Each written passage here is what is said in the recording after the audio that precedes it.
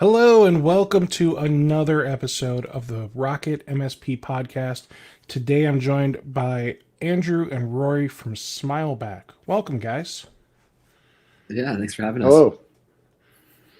Awesome. So, I just if we have some issues with like audio and it's not me for once, why? Because we already had an issue. And Andrew, can you explain the issue? Well, I would say because Germany, so we can blame it on the German internet. Rory and I are based in Berlin, and the Wi-Fi here can be surprisingly poor, both in terms of the service level provided, and then the service provided when the service level is not good. Yes. Okay. So, why Germany? Ooh, good question. Rory, you've been here longer. You want to start? Yeah. So for me, it's kind of a fluke. I came to visit a friend that was going to like my university that was from Berlin, which is the city I live in here. And I really liked it, did a Euro trip, stayed a couple weeks. And then at the end of university, when I finished college, graduated, I came for a summer and loved it. And then moved a few months later. And I planned to stay for a year or two. It's been like 5 or so now. I haven't managed to get out. Yeah, and I'm a little newer. Oh, sorry. Do you want to ask for a question? No, please go ahead. Yeah. So yeah, I just had my 2-year anniversary here, and it was pretty random as well. So my last company in Canada, where I'm from, was bought by a German company, and I was leading what was called the PMI, the post-merger integration between the two firms. So I was in Berlin a lot for that, and at that point, I just randomly met the CEO of SmileBack at the time. And then he introduced me to the two founders of SmileBack, who actually both lived at the time in Berlin, although one's a German, one's an American, and SmileBack is actually an American company. And yeah, I just really kind of hit it off with the guys, and I liked it here, so I just ended up staying here, and then eventually became the CEO of the company myself.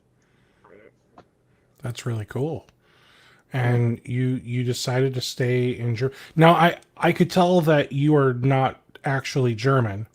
One, because you speak fluent. I'll call it American English, though you're Canadian. So I'm sure I've just offended somebody.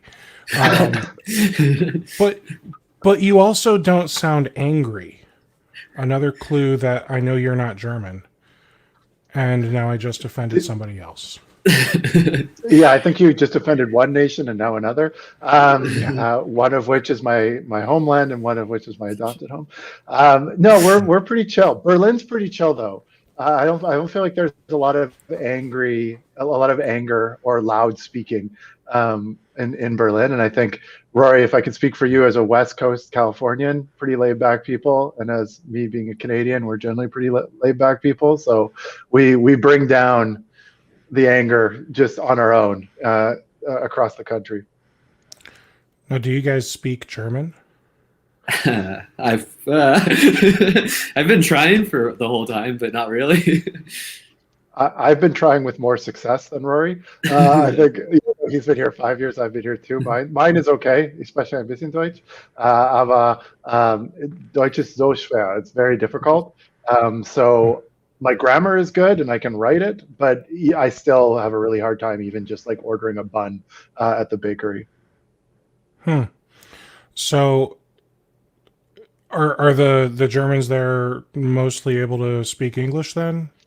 It's incredible, especially in Berlin. I mean, generally in Germany, they learn English, and in Berlin, though, everyone speaks English. It's in some parts of the city, so there's a neighborhood called SmileBack, which is very expat heavy. You probably have an easier time getting by in English than you would in German. It's that international. The joke is always that Berlin is not Germany. It's like its own little island within Germany. And it's kind of the place that attracts a lot of the people that don't want to live in very typical German town, especially Germans. So yeah, and especially in the tech scene, everybody speaks fluent English. Like I remember if you go to meetups back when we could, it was like every person, like 6 out of 10 people you meet were foreigners, and every meetup was always fully in English. Yeah, That it is so incredible though, as a country, how quickly, like, just because they learn it. So it's same with the Scandinavian countries, they learn it in school, and so sometimes, at least I don't know about you, Rory, but I'm surprised when, like, our friend Ash's wife is from Sweden, and she spoke like colloquial American English. Like they know the idioms, they know everything. And I actually thought, I was like, oh shit, Wow. I thought Ash's girlfriend or wife was from Sweden. And then I met her. I was like, oh, she's definitely American, but no, she was Swedish. And yeah, same with a lot of the Germans. You wouldn't even know. That is so cool, man. I don't travel. Not that I don't want to. This whole pandemic thing, and then before that, kids. I have a lot of excuses. Afraid of a plane crashing in the middle of the ocean and never being found, like just little things. So I've been to Canada once, if you count the Canadian side of Niagara Falls. I live in Cleveland, Ohio area, so that's just a few hours drive to get up in that area. They got really mad when it was a server. Where was I? It was Margaritaville. So I couldn't even go to like a Canadian place. I went to Margaritaville like an asshole, right? So so I really offended the server though. He I think I said something along the lines of like, we're all American though, right? Like, because I'm thinking like North America, South America, we're all American. But apparently that is very offensive to a Canadian, being called American. And I don't understand, because we're just the United States of America, but there's all these other America places. I actually think, having moved here, you really see how similar Canadians and Americans are, to the point where I usually refer to like North American culture, because it's so similar. Like, if I was to make, and this is just me saying stuff right now, but if I was to divide like differences, to me, the West Coast and the East Coast of North America would be way more different than Canada versus the US. Like Toronto, New York, and Chicago, to me, are way more similar than Vancouver is to Toronto, and as a result, Absolutely. Vancouverites hate Torontonians, right? Just as the like LA, New York divide. Yeah, I mean it's that East Coast, West Coast, Biggie versus Tupac. Right? Biggie versus Tupac, yeah. All right, so I'm sorry, you can't take me anywhere. You guys will learn that soon enough. All right, so let's talk about what you guys do. So you are a company called SmileBack. Well, like, you aren't SmileBack, but you know what I mean. So talk to me about SmileBack. Like, what on earth does SmileBack do? You want to go, or you want me to go, Rory? I'll let you go on this one. Okay, yeah. So we're a customer satisfaction platform for MSPs specifically, and focus exclusively on feedback. And if we take that down to like the real level, what does that mean? Is that we have tools that allow MSPs to survey their customers, basically. So we have CSAT and NPS are the big ones. So CSAT being customer satisfaction, and NPS being Net Promoter Score. And the idea, the theory behind our product is that it's really important to get customer feedback, but it's only important to get it, but you need to be able to analyze it and then do things with it, which we like to call leveraging it. So there's kind of like a three pillars to our system of feedback, which is you collect feedback, you analyze, assess, report on it, and then you action it. So you make meaning of it by taking actions from it. And so that's how we help our customers, is by providing those tools. And then we also actually provide quite a bit of consultation and education, the kind of the partnership piece of SmileBack. So we like to think of ourselves as not just software, but as like a system, including the tools and the people to help help feedback drive your business if you're an MSP. We're like focused exclusively on MSPs. So we don't market to like a broader range of customers, or MSP like businesses. I never know like the exact names for businesses anymore, but kind of that managed service provider, IT service provider, etc. Yeah. You focus exclusively on like the IT channel. Yeah. Exactly. So, my client who's a plumber, he can't do this and get customer satisfaction surveys sent out to his clients. I mean, if he somehow used like ConnectWise Manage Autotask or Kaseya to get feedback from his clients or to manage his business, then he could. Then he would be acting like someone in the IT channel. But yeah, I don't think there are that many plumbers using ConnectWise Manage. But Probably if there not. are any listening to the Rocket MSP podcast, we want to talk to. That's hilarious. All right, so you said that you basically integrate with ConnectWise, Autotask, Kaseya BMS. Why not Synchro? Well, so we actually also integrate with Zendesk and Freshdesk because there's like a small segment of MSP-like businesses on those platforms, but that's not really the core focus of our business. So we usually talk about Autotask, Kaseya, and ConnectWise. Those are the big three, I guess you could call them. Mm-hmm. So historically, we've really been concentrated on ConnectWise Manage.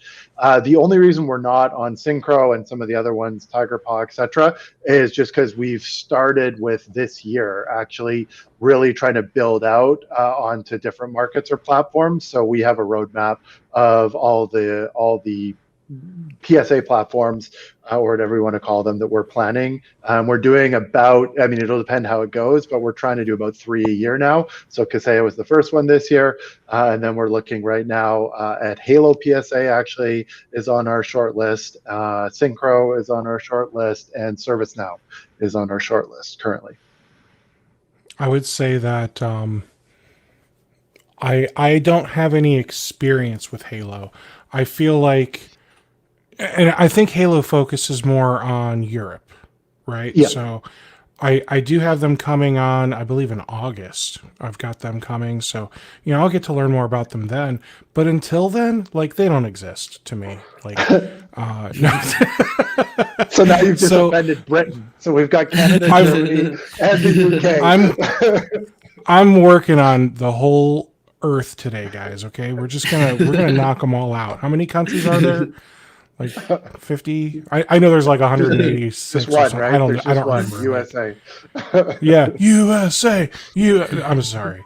All right, so I feel like Synchro should be like highest on your list, and I feel like Atera should be higher on that short list. So we have Atera. Sorry, I have a doorbell right now. It's okay. That's what that noise is. I forgive your doorbell. Thank you. Do you need to go answer it? No, I don't think so. I don't know who it could be. If they do it one more time, then yes, I will answer it. Okay. Three's the charm. So yeah, so Atira is on the long list as well. Basically, we've looked at all the platforms, done analysis against them, and we have an assessment criteria. But a lot of it too is just who have we been talking with recently, and so there's just a level of like Kaseya was, we definitely wanted to go there first, and the reason we've been talking to Halo is because of the proximity to us, because we both live in Germany. Sense. Yeah, it's going to EMEA events and stuff. It makes a lot of sense for a thing like Halo. But Atira is interesting as well because they're in Israel. We've had a few conversations with them through a mutual, I guess, like influencer we could call him in the space, Richard Tubb. So yeah, they're an emergent player and we're pretty interested. But I'm curious why you think Synchro is number one. It's kind of up and coming. It's they've really grown, they've really expanded over the last couple of years. Their development cycle is absolutely insane. That's interesting. I will say that based on feedback I'm seeing online, I'm not going to name names, but I'm sure if you're smart enough to peruse Facebook the groups, you can find some names. There are people that are unhappy with the development speed because, in their opinion, the development they kind of miss things. So I guess backup, they just recently launched Synchro Backup, and it sounds like there might have been some issues with that. I guess in my opinion, I would be like testing backup for the first few months that a brand new thing is launched. I wouldn't be trying to deploy this out to my clients yet. That's my opinion though. Brand new product and all. So and it sounds like some people are wishing that there would be some like quality of life enhancements and needs versus wants and et cetera, et cetera. So, I think you'll find people that complain about every platform though, right? Like I know plenty of people that complain about ConnectWise, plenty of people complain about Autotask. So I just like to tell the full story. I would say that Synchro is the one that I don't think is going to take private equity money anytime soon. Mhm. So that's the one that I would be most comfortable running the MSP on, unless you are like, big time and need something like a Datto or a ConnectWise. Mhm. Makes sense. Yeah, I mean the private equity can really change the dynamics too of how the organization treats their partner MSPs.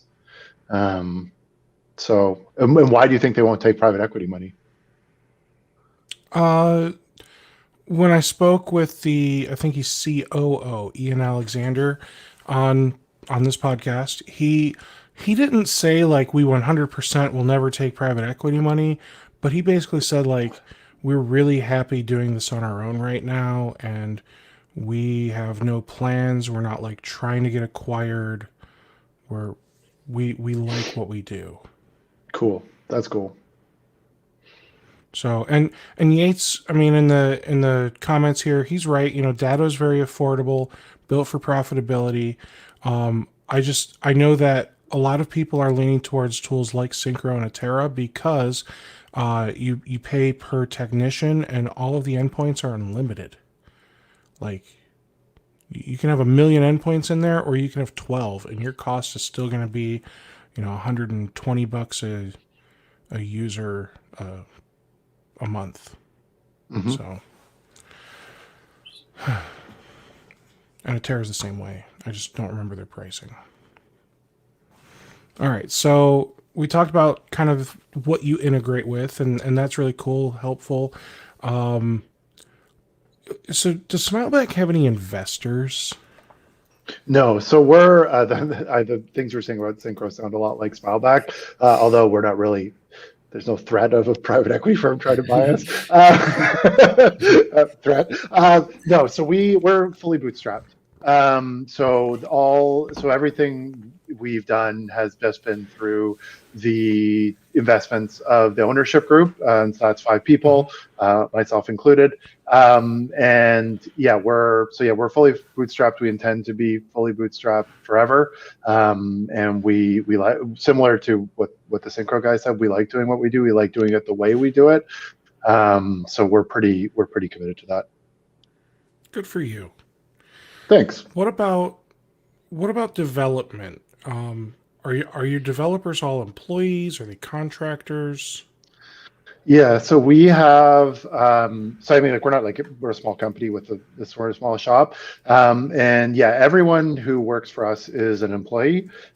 We have like a few contractors, so to speak, who do like small freelance jobs, but our development team is based in the Ukraine, in Lviv, Ukraine. It's kind of like our second home. That's why, before Corona, obviously, I used to go there quite a bit. So we have a team of 3 based in Lviv, and then we have 1 developer in Toronto, and we're adding 1 more actually later this year. And yeah, so they're technically contractors, but they're like full-time employee contractors, and there's some very specific reasons about the way you set up businesses in Ukraine that they are contractors, but like for all intents and purposes, they're full-time employees. Okay. And it sounds like most, if not all, of the team is in Europe. We're actually quite spread out. So we have, but yeah, mostly the team lives in Europe. So we have Jameson West, who's the chair of our board and pretty involved as far as chair of boards go. So he's in Las Vegas. And we have Adrian, who's in Toronto. And then I think everyone else is in Europe, right, Rory? Yep, yeah. Most of us are in Berlin, and then we have Nathan, who's in Paris. Yeah, in Paris. So we're in 5 countries. And yeah, we're planning on hiring one more stateside, as Rory would say, in the this year. To just have a little bit more physical presence once that becomes a thing again in the US. But yeah, we're really like a fully remote company in most senses. But yeah, our team is centralized in Europe. So I know that some people might think this question's off the wall, but I'm going to ask you, are you able to guarantee like data sovereignty? Where's the data stored for when people reply to surveys? Yeah, so we do, and it can get quite complicated because we have customers all over the world who have different data requirements. So it really depends where the customer is as to where their data center could be. For the most part, everything's based on American law, but we also support all GDPR compliance in terms of data regulations. So the short answer to your question is yes. Excellent. And for those of you that are wondering why I asked such a bizarre question,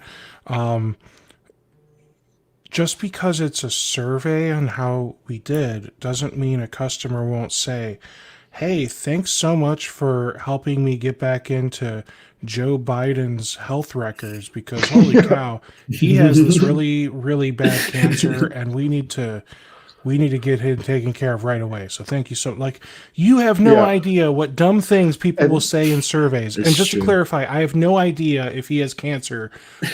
Fake news. Okay, guys. So you have no idea what dumb things people will put in their surveys. So we need to be able to say it's going to be kept confidential, private, secure, etc.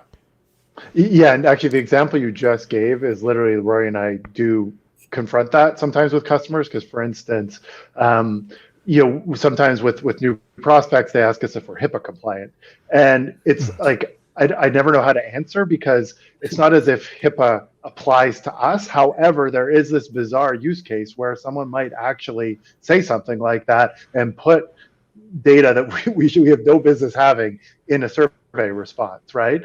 And so then we just need to be able to go through a HIPAA checklist and say, we don't collect personally identifiable data to a certain degree. We definitely don't collect health data. However, we could incidentally acquire it. And in the event that then it needs to be encrypted through when it's in transit, we need a mechanism by which we could destroy it, all those kind of things that come with any kind of good data governance program, let's call it. However, we don't try to be HIPAA compliant. We're just incidentally HIPAA requirement where it matters. And also the European data standards tend to be significantly higher than the American ones. So usually if we're good on that stuff, then we're good on the American legislation as well. Now, although I should say I'm not an expert on this, but. I understand. So will you guys sign a BAA for those people looking for the HIPAA compliance? Yeah. Yeah. Now, I've got to ask the dumb question. You're in Germany or Paris or Ukraine. Like, how the hell do we come after you if there's a breach? Well, that's where we are.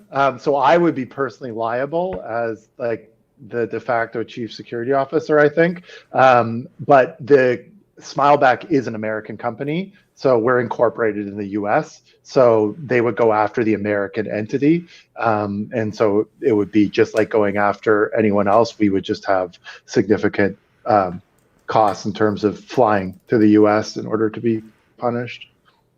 I don't know. I think I might fly somewhere else where they don't have extradition or something. Yeah. Venezuela. Venezuela seems real nice right about now. It's a lawsuit, yeah. Oh man. All right, so let's see. We talked about compliance. Do you I know that you said you've got a checklist that you go through. Is there anything that you guys are able to provide to prospective customers if they like need some type of proof besides the BAA?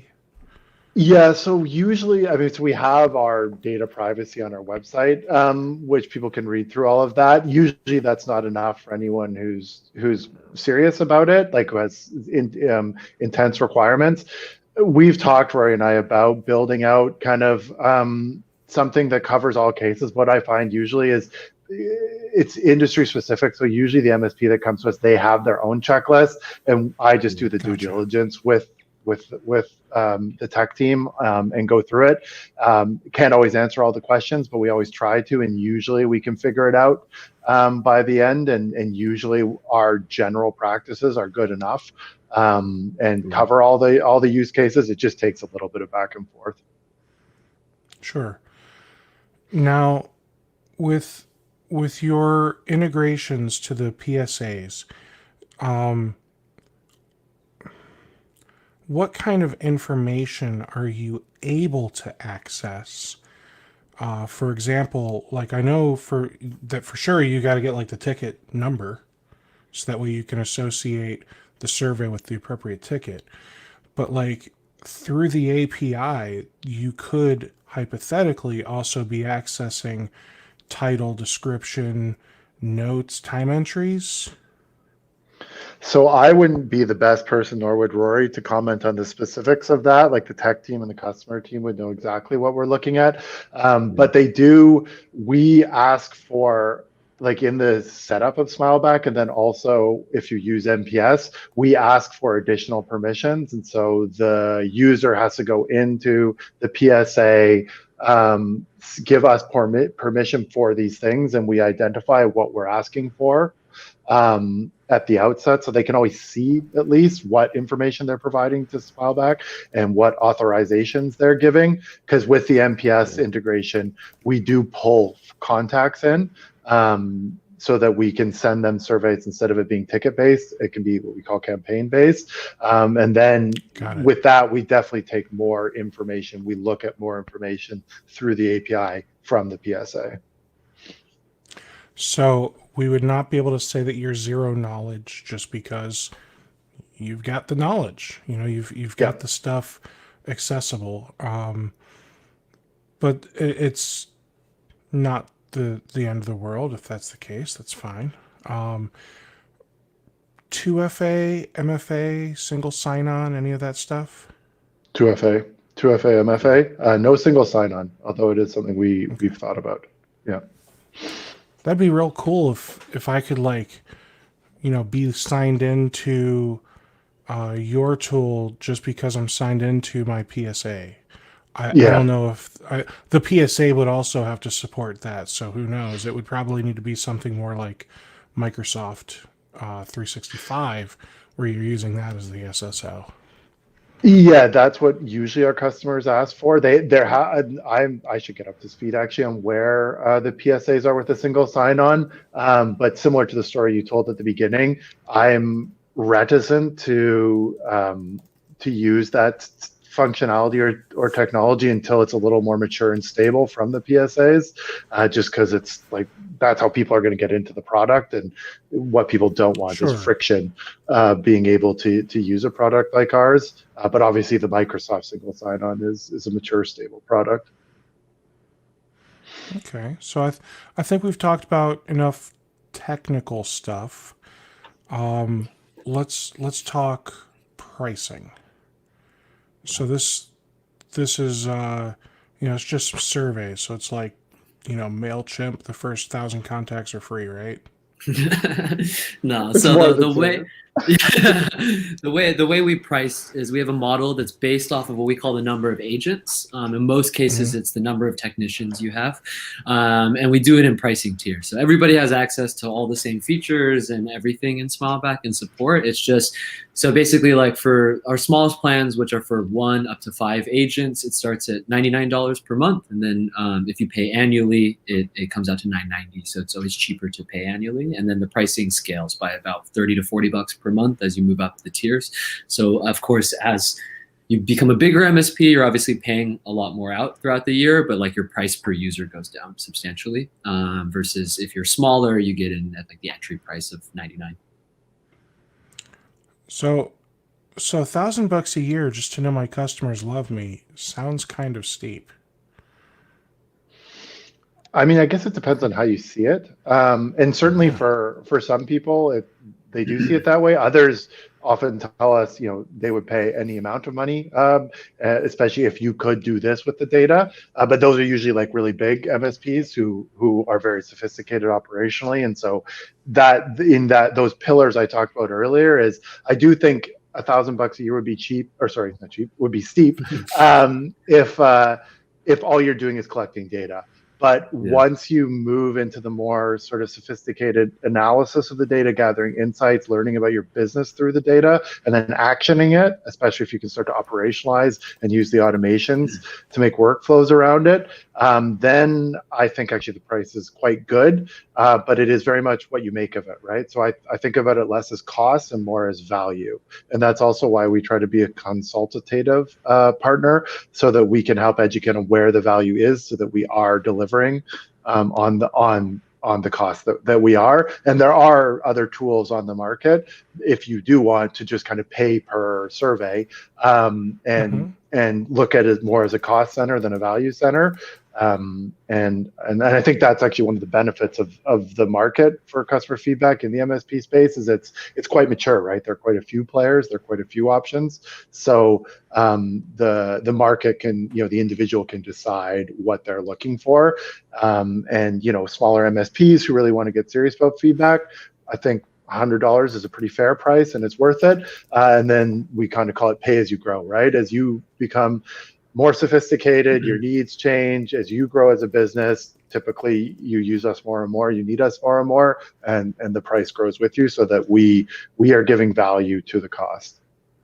I mean, most people have some version of a free survey, usually not very good, within their PSA. So the reason they pay is not really just for the survey. It's very much how it plugs into everything and all the extras they get out of it. So I'm gonna just because I'm not trying to throw you guys under a bus. There are several like big names when it comes to NPS, CSAT type stuff. So I think the other big two would be Crewwho and SimpleSat. And then there's another one that I used when I was being cheap, and it's Customer Thermometer. Have you guys have heard of and gone up against all of those, I suspect. No, are there others? Yeah, so Biz Ratings. Like to use? Biz Ratings on ConnectWise for sure is a player in the game. We definitely compete with as Rory said, the internal, like the PSA surveys, but those are, as he said, usually you're graduating, so to speak, to us because you're like, oh, okay, I've done surveys, now I need more, right? I understand the power of feedback and I need to be able to leverage it is what they're thinking. And so, but we do indirectly compete with them. And so I would say those are the big players, all the ones you named. And kind of to the point about the maturity of the marketplace around feedback, everyone has slightly a different value proposition. So Crewwho is very much focused on employee engagement, right? And so using feedback to drive outcomes within your team. And I think it's a very good product. And we definitely compete with them in an interesting way because we don't do the same thing. The way SmileBack is set up is so that you use feedback to drive your bottom line, to drive your business, to drive your client relationships. Crewwho, it's like, my problem is I want to drive my employees. SmileBack, you're coming to us if you want to drive business outcomes. And so, but I would say like we're both high quality, highly consultative, wannabe partners, good feature development, deep technical integration, all of that, we're in the community in this space. SimpleSat is more, what's the word, like down market. So that they go more broad. So they have integrations with like almost everything. Their feature set is quite broad, but not very deep. And they're definitely like focused on price. And so they're a good bet if you want to be able to do a lot of things, not in the same rich, sophisticated way, and you don't want to spend a lot of money. And then Customer Thermometer, who we like quite a bit, and sometimes actually even refer clients there, who, if they're not the right fit for us, they're the kind of model you said earlier in terms of like, I just want price, a guarantee on price, so I can send X amount of surveys. So they're in a whole different model in terms of how they're looking at the marketplace. And then Biz Ratings is very much focused on marketing. And so they are kind of like a one feature for the most part is how do you get Google reviews from feedback. We actually have that same feature as they do. It's just we don't focus as we look more at the whole system, and that's one piece of the system where they're like, no, we want to, at least that's my understanding of it all, we want to focus on the outcome of increased marketing presence, and everything's geared toward that outcome. Would you say that's right, Rory? All right. Yeah, that's pretty accurate. And that's awesome, because I was going to ask you, like, what's your unique selling proposition? And if you could just say that again, because I don't want to mess it up. Like, people use SmileBack because they want to drive business outcomes, right? They want to improve their client relationships and drive commercial outcomes, I would say. And what are you doing differently to disrupt the marketplace from these other competitors of yours? I mean, I'd say that we just really focus on that value proposition, and that the way it's the systemized approach to feedback.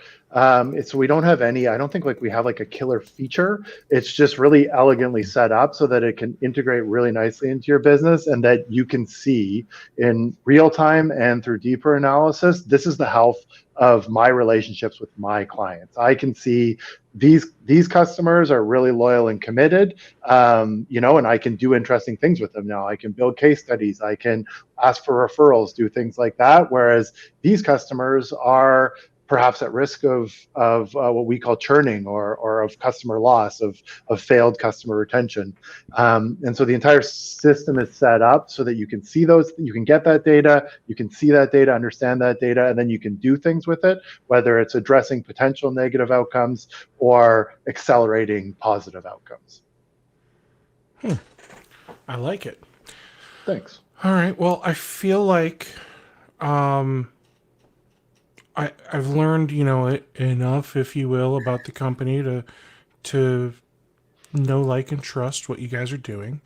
What I'd like to do now is I want to get kind of a demo, but I also want to understand while we're doing that demo, like, why should we care about surveys? Why should the surveys be the way they look?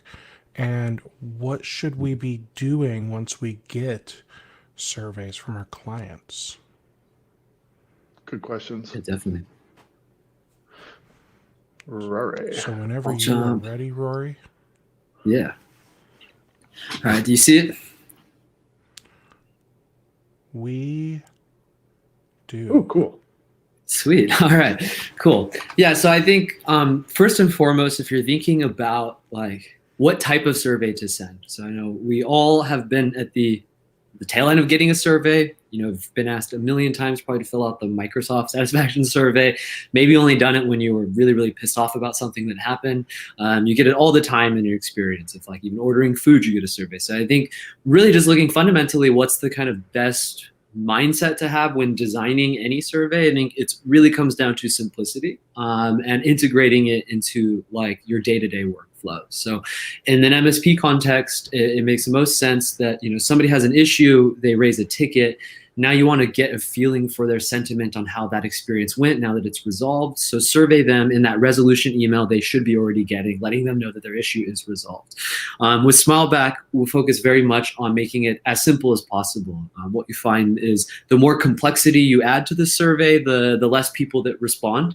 You tend to get the extremes that you probably would have gotten if you didn't even do a survey, where maybe you have a customer that really loves you and wants you to let you know, or more often than not, you have a customer that really hates you and wants you to know, but you miss like the other like 90 interactions you had that day, where somebody could just validate with clicking, with one click to let you know that they were happy with that experience, or give you an idea. So in this case, I think with the SmileBack design of survey, we look to have it simple. We actually get an average of 42% response rate. So that means the way we calculate it is by the number of people who open an email and see a face, 42% will actually click it and give you feedback. So it's usually a lot more than a lot of surveys out there, and definitely in my experience more than anybody's getting usually just using the built-in survey. Oftentimes the built-in surveys make people follow a link. They're just not designed as intuitively. And yeah, I think it's just very self-explanatory. And this method you see everywhere now. It's going through, when you're going through TSA, they want you to click a smiley face to let them know if you had a good experience. So this approach people are very familiar with and trained to, where if I'm happy, I'm going to click green, I had a positive experience. Maybe if you're upset or it's unresolved, you'll click red. And if it's somewhere in between, where you're not super upset, you're not that happy, maybe you have some constructive criticism, you can click that and give feedback. When somebody clicks the survey here, they're then given the chance to leave a comment. There's a lot of temptation, I think, when people come here, especially MSPs, where they go, well, now can we ask them how they felt about this part of the service and this level and this, and then just start adding the complexity that then goes back to kind of the reverses the whole point of using a simple survey in the first place, is that you want to get a high level of engagement. You want to make it as easy and accessible for your customers, so that you get enough data and enough responses that you can then follow on and actually assess and analyze and learn and take action on it. So yeah, people are able to leave an additional comment if they like. It's completely optional. They can drop off. They can do whatever they want at this point, and you'll still get this response. And yeah, the question is just very open-ended. Get their initial sentiment, and then things we've added is for the ability for your customer when it's a positive response. So that's when this toggle can be enabled, where they give you permission to use their name and comment in your public marketing. And we actually just introduced a website widget that you can publish that positive comment with the customer's name and company name if you'd like. You have some options, and put that on your website. So that's one element we found. I think kind of the question of, well, why should we collect feedback? Well, I think predominantly just to see how your customers are doing and if they're happy, and to catch issues. But when it comes to actually seeing growth in the business and getting a return on the investment of using a system like this, it's being able to use these testimonials out in public, because people are going to go visit your website. Why not have it show in front and center? Also, using these testimonials gives you the chance to repackage these you want in your sales materials. I just talked to somebody yesterday who's like, we do a monthly sales webinar. We're just going to open with the best feedback that came in, to just kind of really set the layer of, we're going to tell you everything we do and all the service we could bring you, but here's kind of the quality of service you can expect.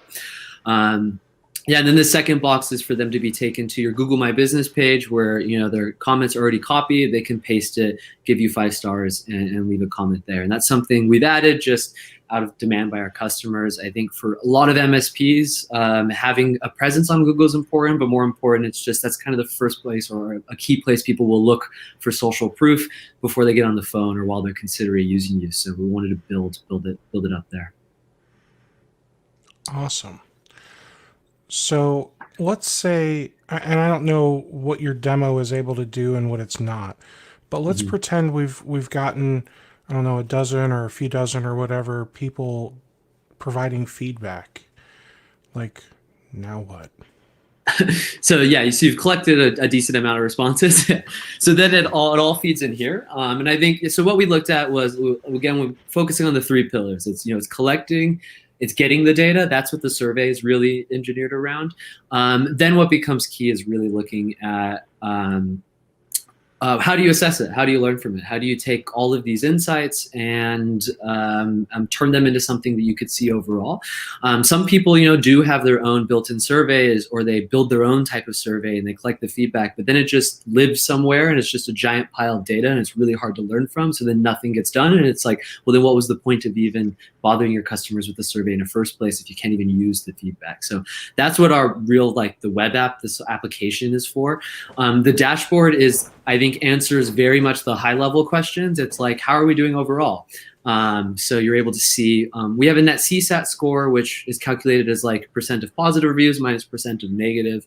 I think what's important here is that if you use kind of established metric like this, then it's easier for you to benchmark across industry. So even if you know other SmileBack users, you can, if we put you in a group, you can compare, or even just be able to look and be like, hey, I'm in Ohio, MSPs in Ohio tend to be on average 97 for a net CSAT score. We're at 85. Clearly, we have some work to do. So being able to compare and have something to look at, and then have a metric you can compare to over time. So if you're running this for a year, it's easier for you to see. When a client has a 60 net CSAT score and most of your clients are at 90, that's a sign that maybe there's something wrong with either the client or just how you're handling them. And yeah, this is this quick overview to see how you're doing overall, what's positive or negative coming in. Leaderboards are fun ways just to be like, who on the team is getting really high scores? And I mean, looking at client companies, who's the happiest, or, if you're setting up on, if you have, if you're surveying both the service desk and also projects or sales, or you have just different areas of the business, how do those compare, and being able to digest that. Very cool. Now, And, I think I rattled off another question when we first started doing this, and I think it has escaped my mind. How frustrating. Please continue. All right. Yeah. So that's the high level. I think, just so you know, on kind of a granular level, and this is really the main information we're pulling when somebody gives a response. It's, I think, predominantly what you're looking for is you just want to get an idea of who's giving this feedback, who's working the ticket, and the relevance to the situation. So we're looking at a link back to the ticket, so you can actually just go back into ConnectWise, whatever PSA you're using, the ticket topic, so people have some reference of what that is about. Segment is board, contact is who gave the review, where they're working at, and then who on your team is getting credit, so that these are the people that get their bonus if you have a KPI that's CSAT versus those who get some training if it's quite low. And that's all done automatically. So I think for a tool, it's actually quite low maintenance. It's something you set up, you can let run in the background. You can set up automation rules, which I'll show, which is if somebody isn't happy, how do we make something happen so that we respond in the moment? But other than that, it's something you can collect and then assess when needed, whether it's weekly or monthly or whatever the case is. And then on this page, you're able to segment down. So I think it's good to know how you're doing overall, but then it becomes really useful to dig down on different layers. If you want to see maybe you're about to go do a business review with your most important client, why don't you just pull up what feedback came in over whatever period of time you want to discuss, just so you have an idea of what issues might have come up or what you can bring into it. Or you're using it for technician training, then you can pull up individual technician and then be able to walk through the feedback that came in, and then layering on those different elements as well. Very nice. Now, I just got to beat you up a little bit, because I think that MSPs that have been using some of the competition would say to you, yeah, but such and such tool does all this too. So why should I switch? So, Wallace, were you going to say something? Yeah, no, you go ahead. I'll fill in my opinion after. So I mean, obviously, it depends on the specific platform they're using or that they looked at. For one thing, the product is very much built around the MSP use case, which is going to give you certain features that are quite interesting. For example, say you are an MSP and you do put a lot of weight into your business reviews and you want them to be more powerful. It's not necessarily that whatever platform you're using is going to enable you to be able to put together a report on that client that you can then bring into that discussion. So that's one element where you're just looking at like the specific use case in this case. So this one here is like, okay, we're looking at client PDF report, and now this is like very specific to the context. This is very much built around the idea of the business review and being able to elevate the conversation. I think where a lot of the power comes as well is how deep the integration is with the PSA you're using. So it's obviously anybody could use probably any survey platform if they don't care if it integrates with their PSA. But you do want it to integrate because one, you want it tied to your day-to-day work. You know, like what doesn't make sense necessarily to just send off random surveys to your customers. It makes sense to have it tied to a ticket status change.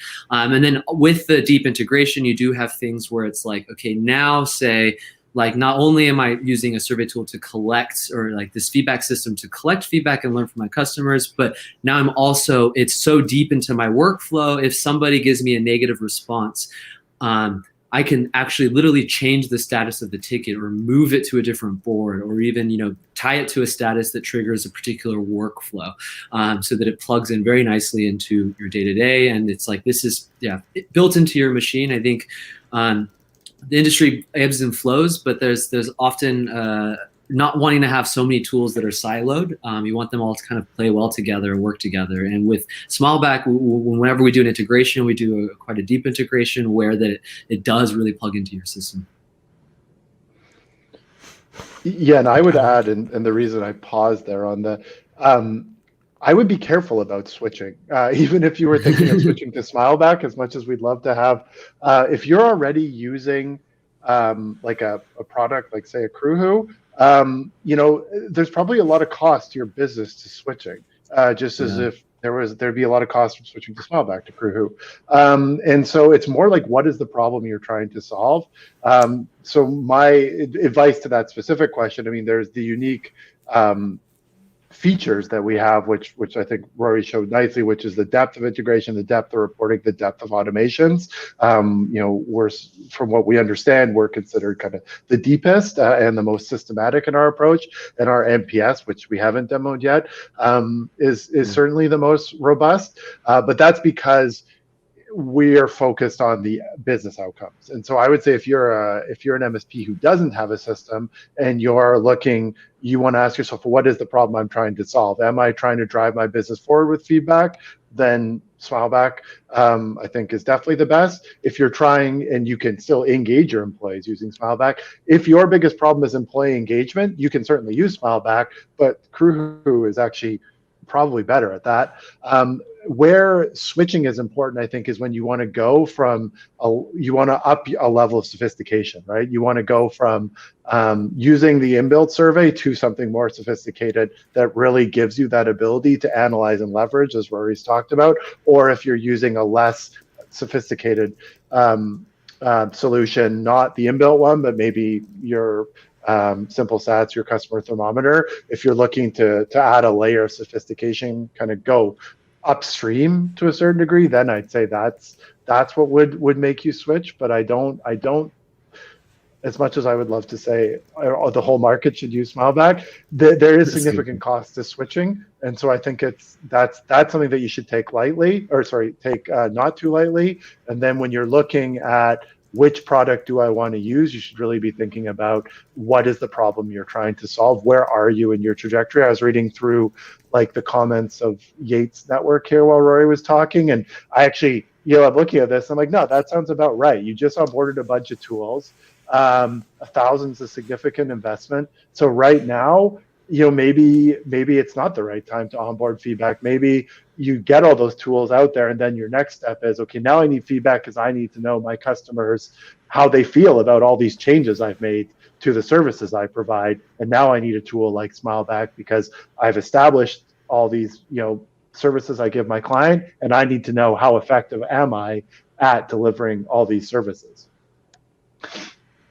And I think we caught 95% of that. Oh, it's okay. I hope it was the good 95%. It was the best 95%. The best 95%. All All right. So you said we haven't seen the NPS portion yet, which Yeah. I want to see that too. I think the biggest question I have is like sometimes we MSPs love to get all of this information because we think the more the better, the more information the better. And then how do I even like helicopter parents? I feel like we could be helicopter parents, but with the CSAT stuff. Like, oh, we got a 4-star instead of a 5-star. Like, now we have to go have a come to Jesus meeting with this technician because he did not provide a 5-star job. Like, do you have some MSPs that are a little crazy like that? No. Right. It looks like you're thinking about this. No, I think most people seem pretty reasonable. I think that it's all about, and it also depends on your business, how you use the feedback. And that's why we say just collecting the feedback's not enough. So when in my previous life, I was a journalist and I ran online operations for big news media. And we use the term vanity metrics a lot. And I think that there is, and that's kind of in some ways similar to a helicopter parent in that, but different in that you're just getting data for data's sake. And that's a step, but it's not really a step to meaningful action, right? Just knowing your CSAT score is 100, like that's a good score, but if you're not doing anything about it, then it's not working for you. You're not making meaning of the information, and then it's just information. It's just data. And we do, one of the kind of funny things about us is like we actually use our own product. So we prototype a lot of the workflows that then we end up building into the product by virtue of what we do with our customers. And so a lot of like the automations we've built are just things that we tried ourselves. And especially around, say, NPS, we've been, because it's newer for us, and I think it's probably more of an emergent function in the MSP space, is we're trying to figure out, like how do we do this? Like, what do we action, right? And so we've come up with some rules internally at SmileBack that now we've been consulting our customers on, and then we have a whole new set of features coming out for MPS, which we've internally called the Big Boy Project, and that's launching next month in May. And that's a result of a lot of the things that we've realized, we need. So things like following up to surveys, right? Maybe you send out the survey and then you need a follow-up for particular, say CEOs of companies, right? It's more important to know what their loyalty is to your product in a lot of ways because they're decision makers. And so you need to have this level of segmentation, sophistication, and thinking around, well, what are we doing with the data, and then work backwards, right? Why do we want to know this information? And then let's build workflows, let's build processes, let's build thinking and framework around that, rather than just looking at everything as single transactions. Excellent. All right. Now let's talk NPS. I think Yates Networks just said knowledge without application is dead. You also want to avoid information overload. Those are pretty good summations of what I just said. Now NPS, that stands for Nintendo, PlayStation, Sony, right? Exactly. Yep. NPS is Net Promoter Score. I think first question is why use it, especially if you already got CSAT data. So the idea behind Net Promoter Score is it's actually meant as a survey to measure more about how a customer feels about overall business relationship. If we compare this with CSAT, so CSAT is, it's like somebody has an issue, they raise a ticket, issue's resolved. They click on smiley face, they give you some feedback, and then you understand very well how they felt about that particular interaction and that particular transaction. What that can miss is, say, how your main decision maker who doesn't even put in any tickets just feels about your service overall and the impression they're getting from talking with people about your service. So the analogy we use is, say you're married and you go out on date night Friday night. CSAT is asking, how happy are you with dinner tonight? Versus NPS is asking, how happy are you in this marriage? So two good questions to know, but completely different scope of what you're really trying to gauge. So it's also a different approach you take when you do this type of survey. It's not based off of a ticket. It's not triggered based off of a particular action. The way we recommend our customers and how we've built the product to enable it, set it up, is ideally setting up something like a quarterly campaign that goes out with your most important contacts, be it decision maker, approver, or whatever kind of contact that is. And what you can do is set it up where these campaigns run on their own. Our system goes and finds those right people and delivers them an email that looks something similar to this. So it'll ask them how likely they are to recommend you to a friend or colleague on a scale of 0 to 10. If somebody gives you a 9 and 10, that's what they call like a promoter score. It's somebody who's very in a good position. They've obviously indicated they would recommend you. If you do have a referral program or want to build one out, and it's just often hard to like think how to strategically actually do that, this is a good way to do it. Survey your customers, whoever gives you a 9 or 10 or promoter score, contact them and see if they know anybody that would be interested. NPS as well is, as a metric, is a lot of people call it as a loyalty metric. So it's a good indicator of whether or not somebody's going to stick around. So people that are promoters are probably not going to run off to a competitor, at their renewal date, versus those who have a lower score might. So those, 7 and 8 is the next branch down, which is more of like the passive stance. Probably nothing to worry about now, but keep an eye on.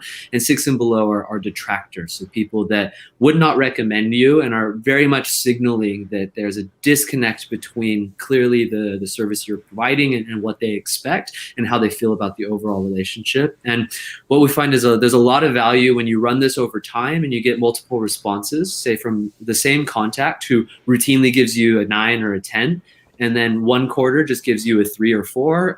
That's a big sign that like something came up probably within the last few months that completely changed their perspective, and you might want to get involved and see. So I think that's the idea behind Net Promoter Scores, trying to get the bigger picture and then combining that with CSAT to really understand how you're doing fundamentally on your day-to-day work and also how you're doing at managing the overall relationship. All right, so we send it out quarterly, roughly, and they get an email that literally looks like this. They pick an option, and 9 and 10, you're basically saying those are the ones that we should be like reaching out to say, all right, give me a referral. Darn it. if that's something you want to do, I know, because I know a lot of MSPs want to get more referrals, they just don't know how. And this is one way. Right. One way we find that people can do it. You can also just, I think you don't necessarily want to hound people whenever they give it. We as a practice pretty much like respond to most of our customers no matter what feedback they give us. So if it's negative, especially respond in the moment. But if it's positive, thank them, see how they're doing before necessarily asking for something. Yeah, we actually send personalized greeting cards that we've designed ourselves to everyone who gives us a promoter score of 9 or 10 on NPS, and we all sign it, everyone on the team, or at least everyone who, this was before Corona times, we could actually see each other. So we'll do that. And we also, though, do use the comments to identify case study potential because we find that's really good co-marketing initiative with our customers. And so they might say something interesting. I really like this because I do this with it. So for us, that's a great opportunity to say, hey, Rocket MSP, we noticed in your NPS comment, in your testimonial, that you're doing this. That's a really interesting use case.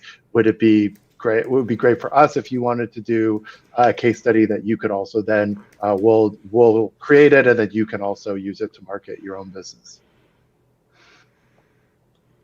Very cool. All right, so is there anything that we should see like on the back end of the NPS thing, or is it all in that same portal? We should show them the dashboard, right, Rory? Yeah. I just know on the demo it can get a little bit flaky in terms of performance, but that's why we made these fun bouncing smileys. Yeah. So basically, yeah, what we have there is it's a responses page. It's kind of just a separate dashboard that has specifically NPS data. I think the idea here is to be able to pull up your responses and pull up what's most interesting. If you want to sort by score or do it by contact or company. And I think a lot of it is you're running these different campaigns. If you do want to, you're setting up by different contact types, you can do that and then check for the campaign and be able to look if there's different scores for particular different groups of people. And then, yeah, most of the elements we have, like we're pulling, in this case, this is the ConnectWise demo. So it's like if, you wanted to survey by location, you can do that as well, or a lot of people using marketing groups. But yeah, everything lives here, and it's the same sort of process of, you've collected the data, now look at it, assess it, and then from there take action. And with NPS, it's really set up for segmentation. That's why there's all the filtering capabilities by the contacts themselves, so that you can, if you use company status or company type a lot in, contact type in ConnectWise or whatever the equivalent is in your PSA, then you can, those segments you've already created to help you understand your business, you can map NPS against those. And you can think of a lot of, especially with larger MSPs, but small ones as well, the use cases of, I want to see if I have multiple sites, how one site does versus another, or I have different business lines, and I want to see my NPS on this business line versus this business line versus this one. Or as Roy was talking about earlier, if you want to differentiate your segments around, say decision makers or CEO level versus kind of a more operational level versus the rank and file of a company that's filing tickets or using your services.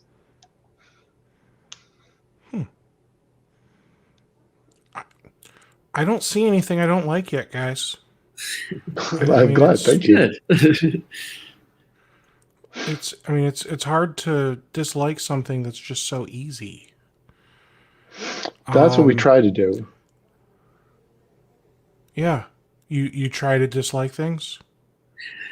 Well, we try to take the pain first by testing it on ourselves, and then that way the people who give us the money don't dislike anything, and it's easy. Got it. Well, is there anything else that we should know about SmileBack? I feel like, as much as I like talking with you guys, this is such a simple concept that I don't know that we could drag it out much longer unless there's some hidden feature we don't know about.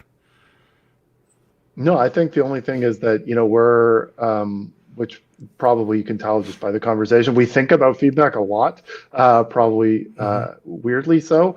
And we've been around for a while. So anyone who wants to talk feedback, like Rory and his team, my customer team, or even me, we're happy to chat. So if anyone just wants to talk shop, we're not like a hard sales organization, so you can reach out anytime.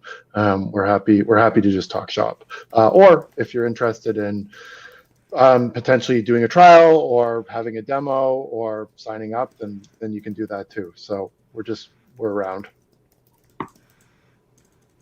Excellent. All right. So any questions from the few of you that are watching? I feel like we've exhausted everything. I think I've offended as many people as I can possibly offend. Yeah. Are there any other questions that you guys get asked a lot that I haven't asked you?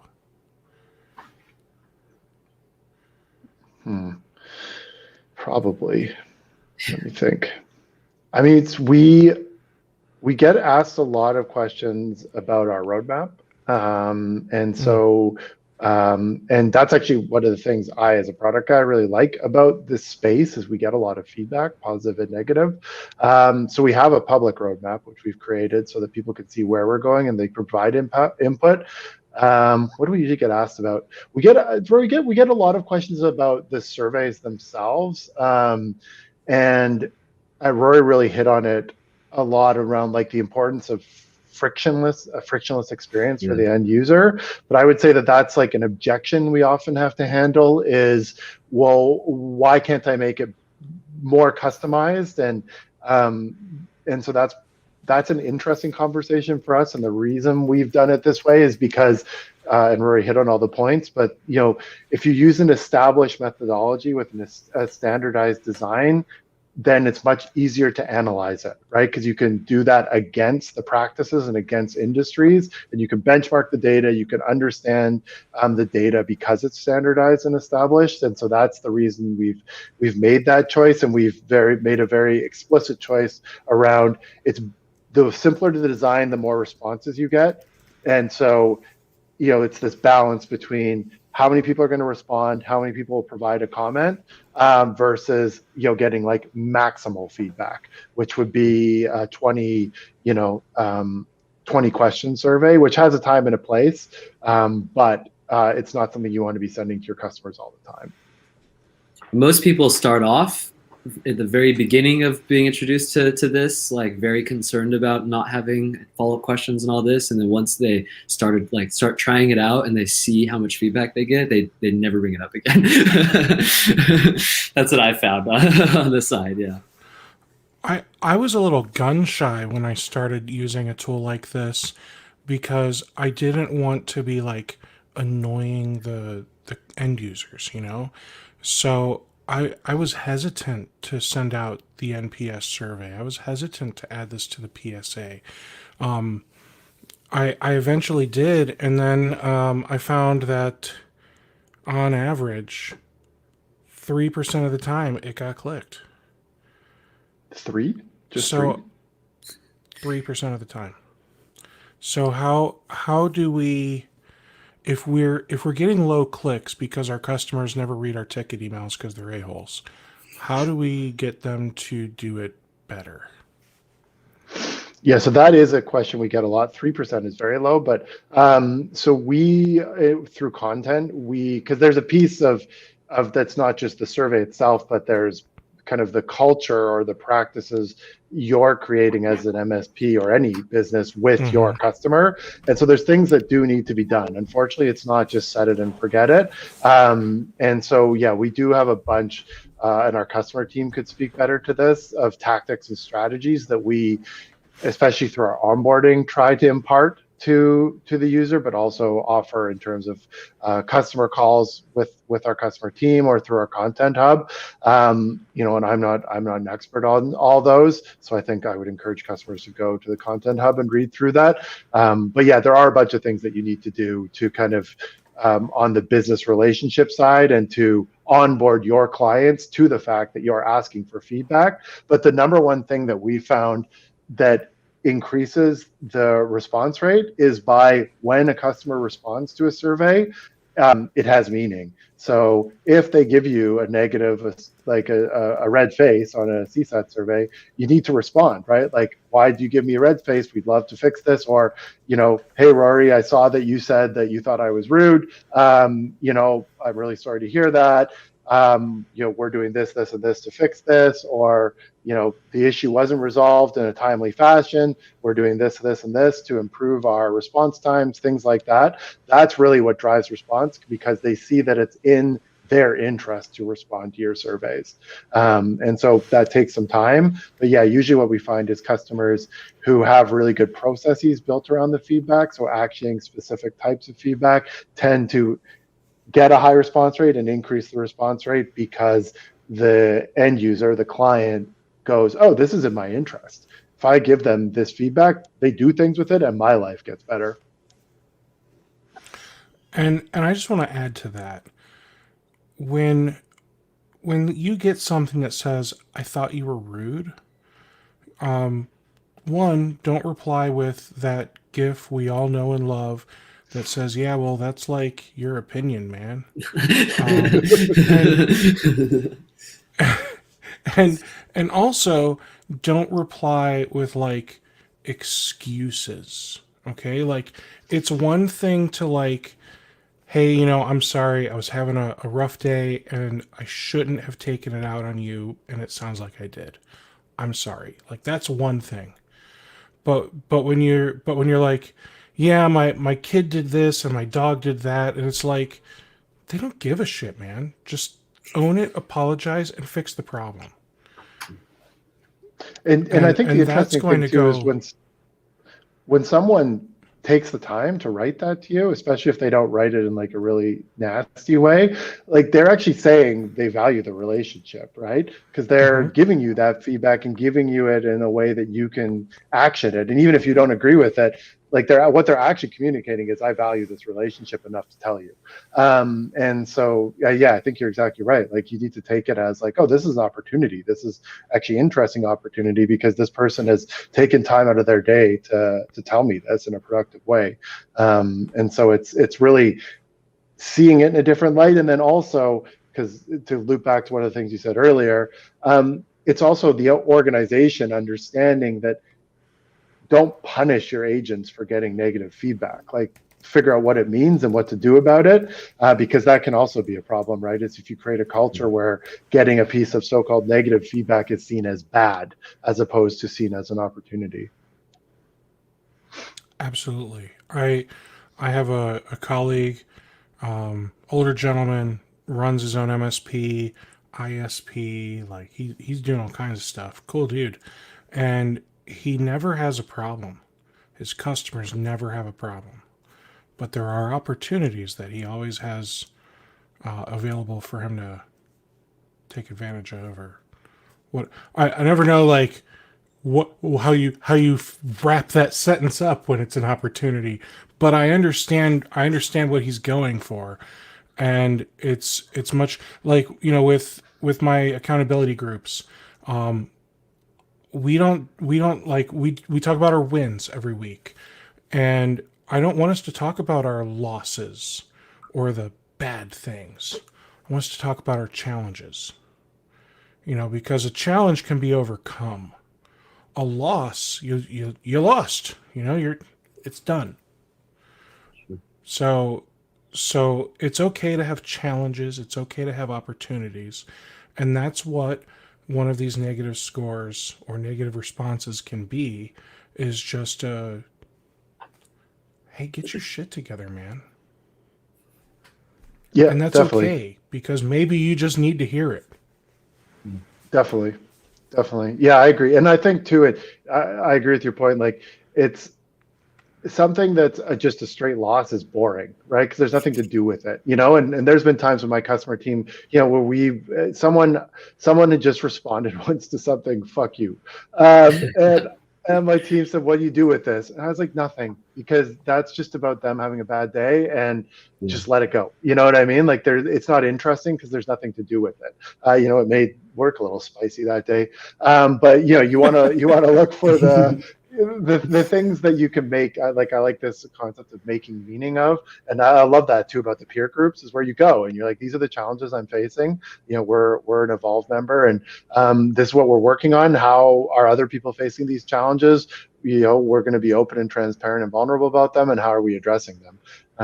And I think that's pretty unique in the MSP space, and it's a pretty cool thing, this peer group.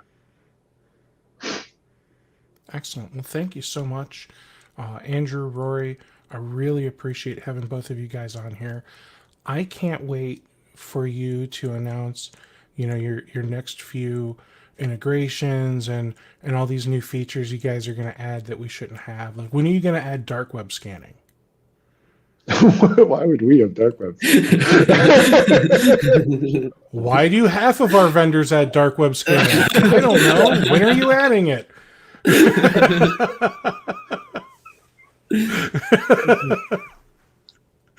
not going to do that, huh? No, sorry. Man. I mean, if someone can make the case for why, they could go look at it on the roadmap, and I'd be super curious. Pivot. Just in case. I mean, I don't know. Yeah. We'll add a cloud migration service for you, even though we're on the cloud already. That seems to be another popular one. Cloud migration. Yeah, I'm going to need you to add the dark web scanning, and I also I want you to tell me if I have any clients that their OneDrive is getting a little full, And then I also need to know the Office 365 services, if any of them are degraded. And I assure you the answer is almost always yes. So if you just put a yes there, you're probably fine. Nice. Yeah. Problem solved. Yeah. Nice. So no, seriously, guys, this was great. Yates Networks even says, I think we have another winner at Rocket MSP. So, I'm doing something right. And you guys are also doing a lot of things right. So kudos. Yeah, you too. Yeah. This was fun. Yeah, I agree. I like to make it fun. Otherwise, then it's not fun. It's the problem with not fun is it's not fun. That's the point. Just like earlier, like before we went live, I was like, "Yeah, you guys are the ones with the smiles, right? So we have to smile the whole time, right?" And you were like, "No, you only have to smile back when they smile at you. So as long as none of us are smiling, we're good." And then it's not a smiley and a frowny face. It's just a smiley, a less smiley, and a definitely not smiley face. I did like that, actually. I thought we should use that. Smiley. That's what we here in Ohio would call more gooder. All right, gentlemen. You have yourselves a great day. Thanks to everyone that's watched this episode of Rocket MSP Podcast. I'll be back tomorrow with a guest that I did not look up, and I'm not going to because that would be weird. So you all have a good one, and I'll see you at the next episode. Take care.